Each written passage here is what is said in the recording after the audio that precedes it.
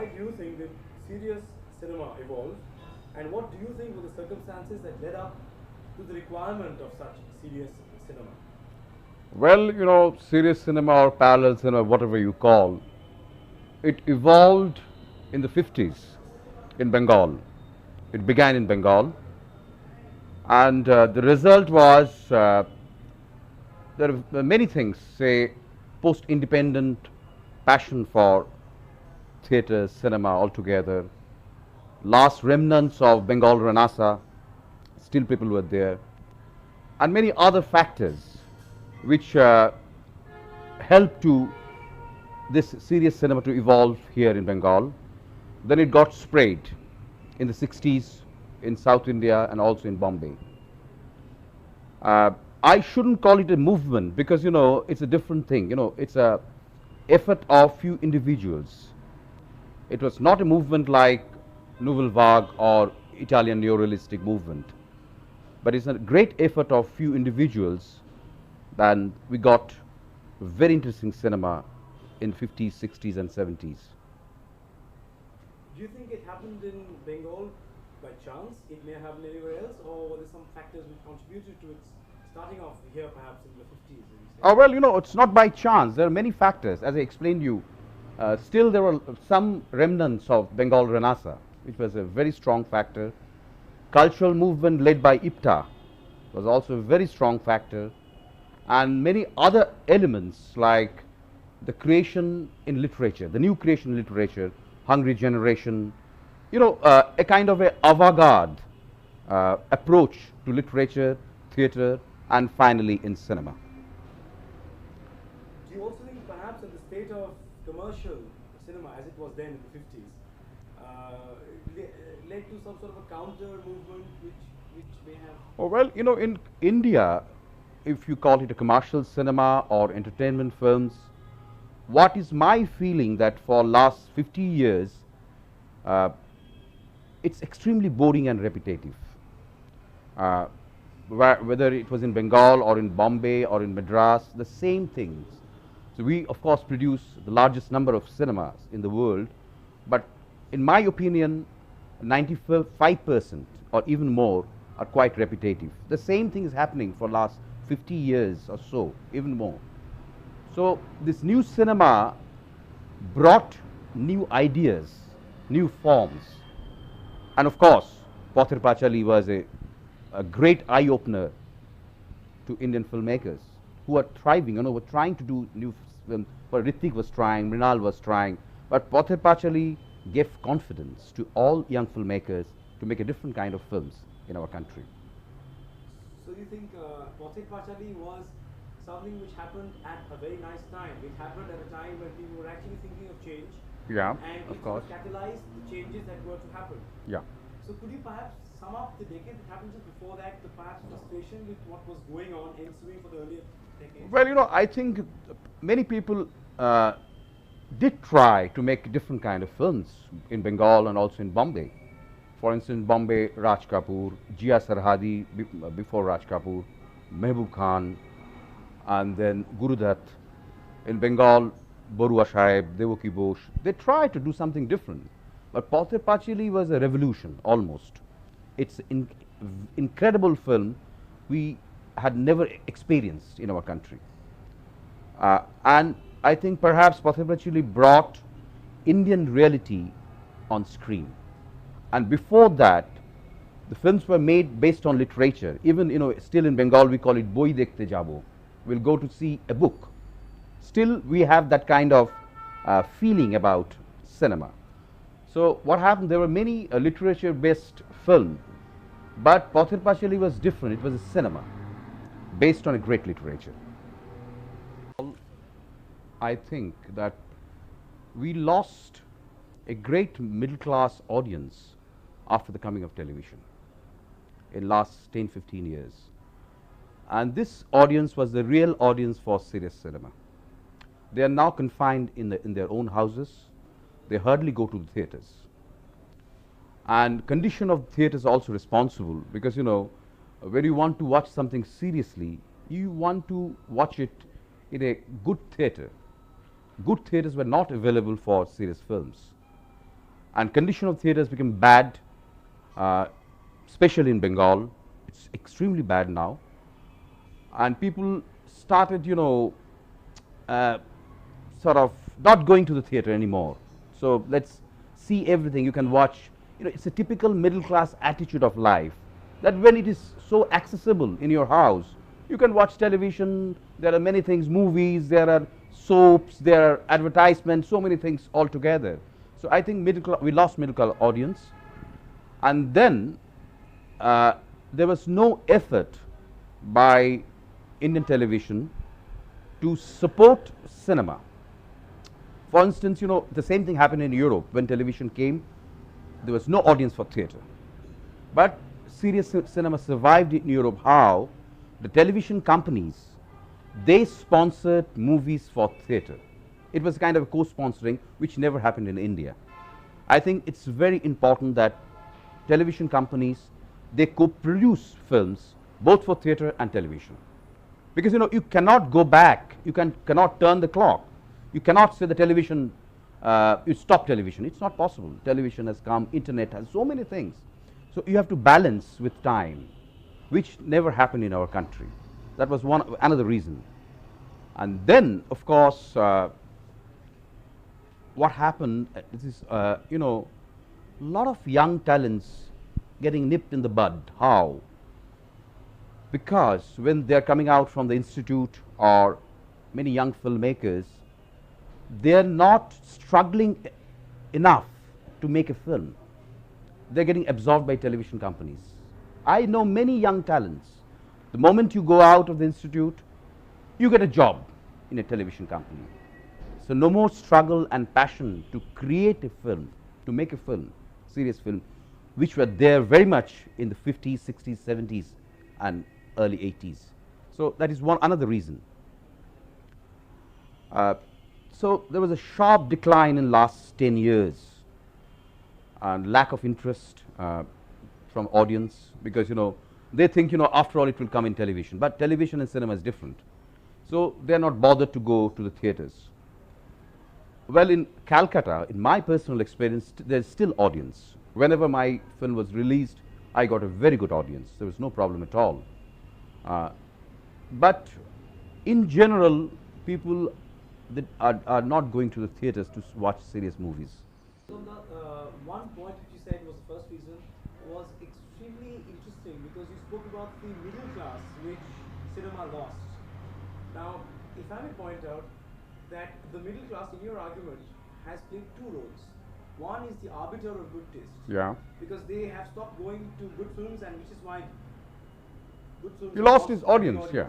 At the same time, a large chunk of audience. Is also susceptible to a tremendous middle class mentality, which means stay at home, watch what you get, and there is no go out and get what you want.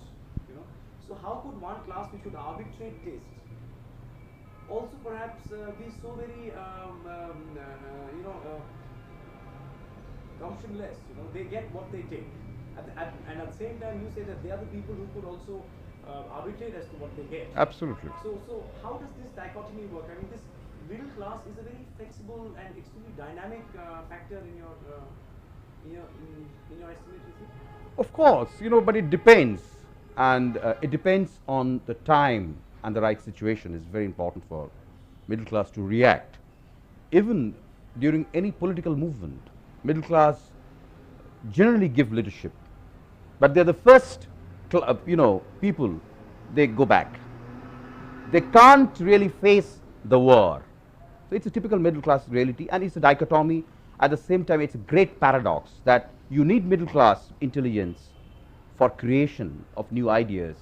At the same time, they go back. It's a classic example of middle class mentality, especially in post-war world, in recent time.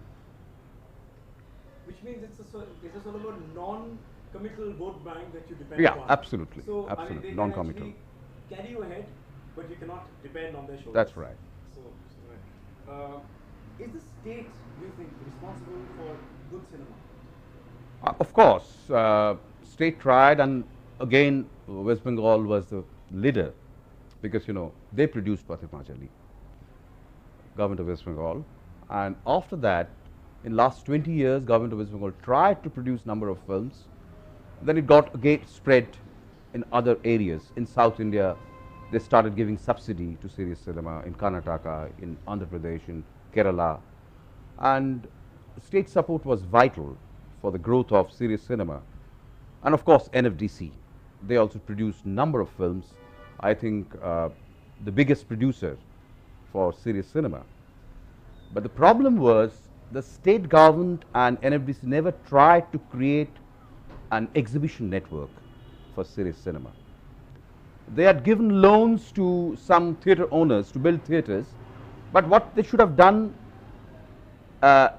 create a kind of a project for distribution in small theatres.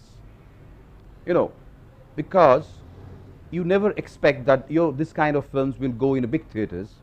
So small theatres were the real solution, which they never tried. So they produced films, but marketing was very poor. I think another factor for the decline of serious cinema lies on the filmmakers. Because now the filmmakers have become little complacent. In the 50s or 60s, even in 70s, there was a tremendous initiative of the filmmakers to release their film. If I give example of Ray again, if you notice, when one of his films was running in the theatre, he was making another film. So you are tested by your audience all the time, and you are helping to grow your audience, and you are interacting with your audience. So what happened recently, that now filmmakers, they are very happy with one Indian Panorama or whatever, a national award, or one film festival abroad, one screening in television, perhaps 1 week run in Nandan in Calcutta. They are very happy. They go for another project. So they are not tested by the audience. So which, you know, in a way, it works both ways. At the same, you know, what's happening? Audience, they are not getting serious films in a row. At the same time, filmmakers, they don't know what they are doing. They are so happy with few critics praising them, few friends. You know, this is, I think, one of the another very strong reason for the decline, because filmmakers they lost that initiative. You release your film. But what happened in our childhood? We had seen one Ray film is running, then Mrinal's film is running, Tapan Sinha's film is running. So you find so many good films altogether in the city, which you don't find nowadays. It's a pity, real pity. And that perhaps is the greatest of all pities, because if a filmmaker gets alienated from the audience that he actually wants to reach out to, and whatever, you know, you need at least your niche. You need audience. Without that, you cannot grow. Whether it's a very large audience or a small audience, but you need an audience. Your film might fail, but sometimes it becomes a success. But it all depends on the interaction between audience and the filmmaker.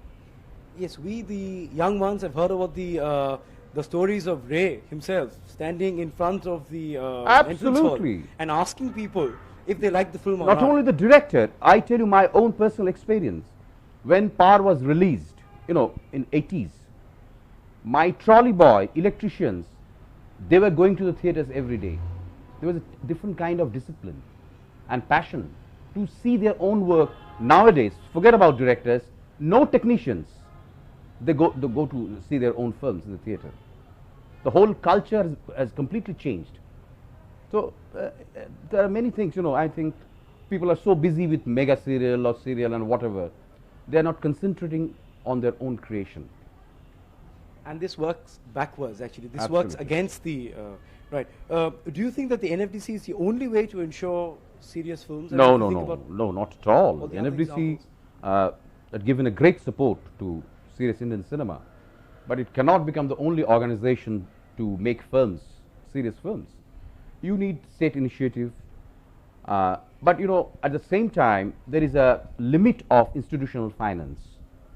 So what we need very strongly is a consortium of filmmakers and a different kind of collaboration, as I said earlier, between television and private companies, between television and consortium can create their own movies and market it. That is very, very important. in a way, in South India, in the commercial industry, there's a consortium. They have managed very well with bankers. Bank gives money in South Indian film industry, which is unthinkable in our part or in Bombay or in Delhi, whatever.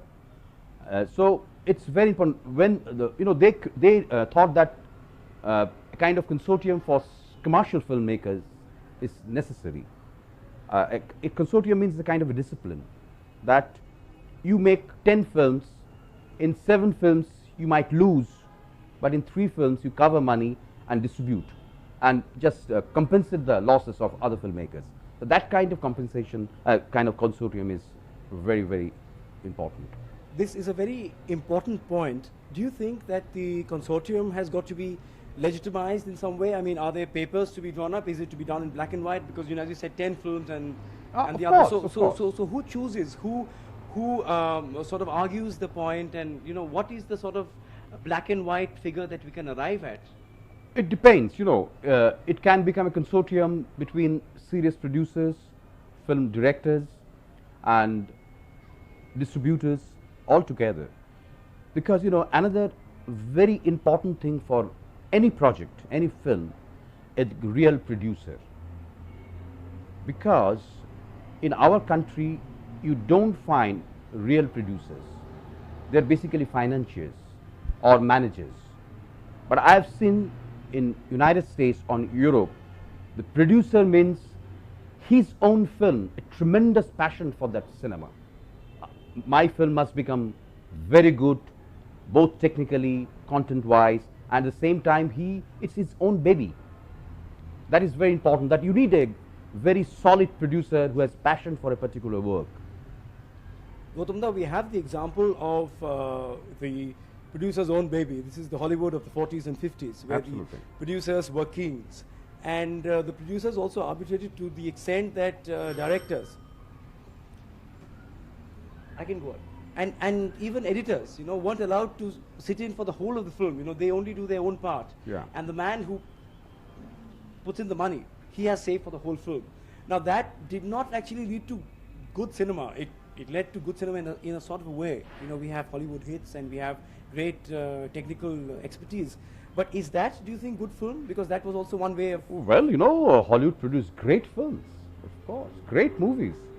And I think you're mentioning about so-called personal cinema. Personal cinema, in a way, I think each and every film is personal at the same time impersonal. So how you look at it. And you don't have to shout that I am making a personal cinema.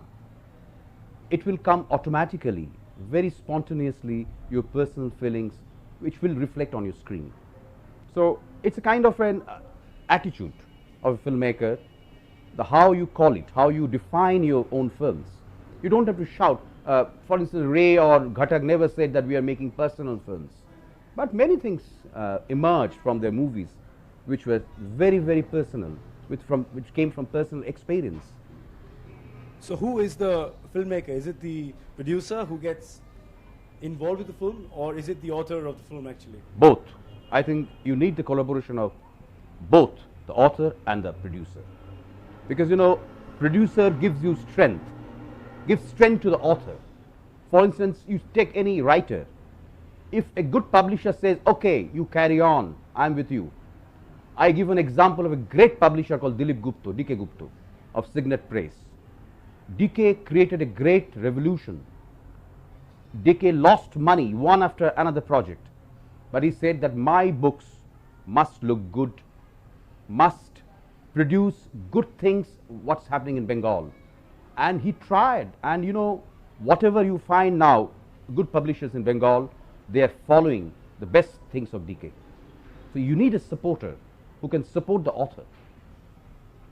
So that actually almost takes care of our next question, but I will speak it nonetheless. It says that cinema being one of the most expensive art forms, can commercial returns be discounted, do you think? Because it takes a lot of money and so many people and so much of effort. Of course, a lot of money. At the same time, cinema can earn a lot of money. Because this is perhaps a great expression of this century, that cinema and the wonder of cinema, the magic of cinema, earned a lot of money because, cinema can be seen by hundreds and millions of people. And whatever you call, whether television or video and other things, it came with cinema. The concept is cinema, basically. Now the viewing has completely changed in television area or in other areas, but basically it's a mass media.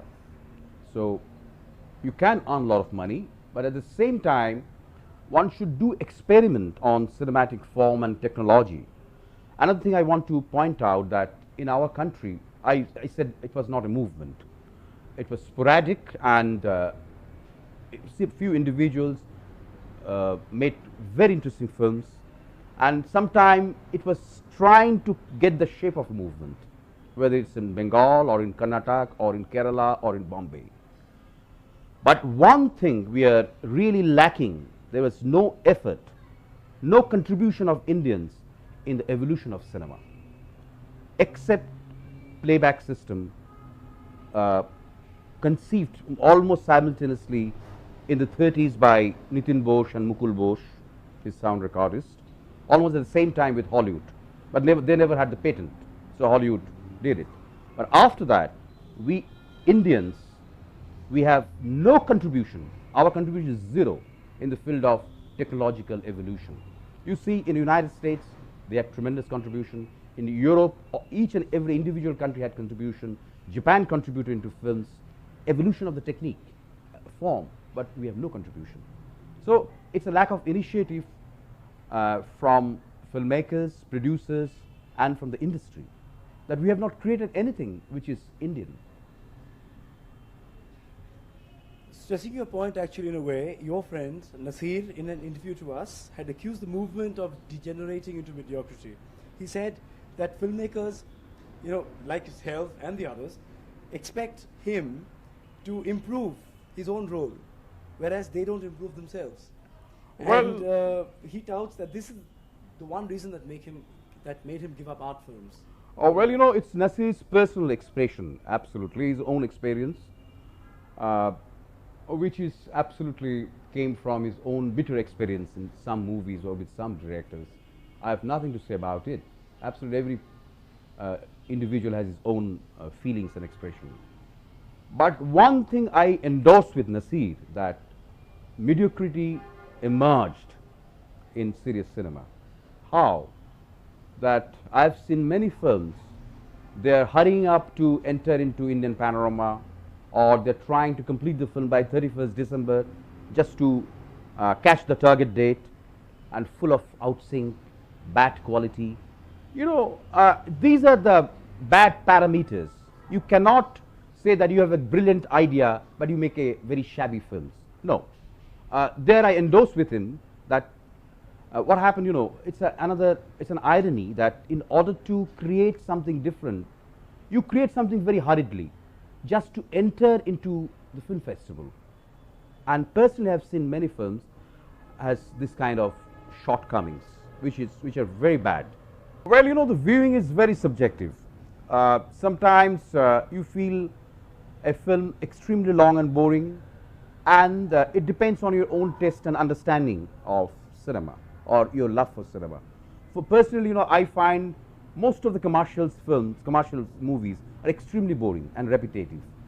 Say about 5 or 8 songs, which takes about 1 hour, and a fight sequence which takes about half an hour, another 15 minutes for a rape scene, another 15 minutes for tearjerker, and something like that. It's so repetitive and boring. So it depends on the audience, how you look at it. You have already told us what you think was the lack of technical finesse in films, because if they rush to conform to deadlines like advertising agencies, then you won't have good films anyway. So we'll go straight on to the next one. One accusation also is that in this cinema, there was a lot of involvement with activism, and this is one question which is close to your point of view, perhaps, the way you think. It almost becomes a pamphleteer's agenda, like Narebazi, cinema per se had very little to do with those films, do you think? Or were they propaganda, or were they films, or what is the role of the two? Well, activism in cinema, it also depends on your social system and what's going on around. In Indian cinema, we never found the activism or that kind of pamphleteering for a political cause, except few films. Because, we never had the same experience like Latin America. In Latin America, new cinema had grown with revolution, Latin American revolution. So, whatever we had seen in great Latin American cinema, they are very activist cinema. They were part of the revolutionary activities. So, it's a different situation altogether, which never happened in India. What would you talk about the star system which grew up with serious films in India?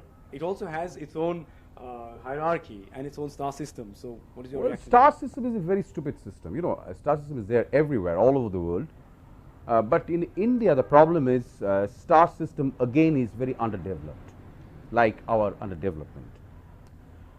In Hollywood, the stars, they charge hell of a lot of money, in billions now, but they work in one particular project.